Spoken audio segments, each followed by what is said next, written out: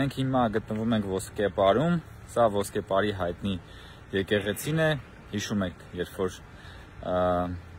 կեղծ լուրեր էին տարածում, խուճապ էին տարածում, որ Ոսկեպարի եկեղեցին սահմանազատման արդյունքում մնալու է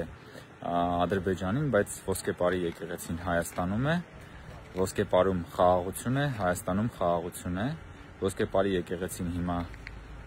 նաև վերանորոգվում է, ինչպես որ տեսնում եք, հիմա եկեք նաև մտնենք ներսը կտեսնենք։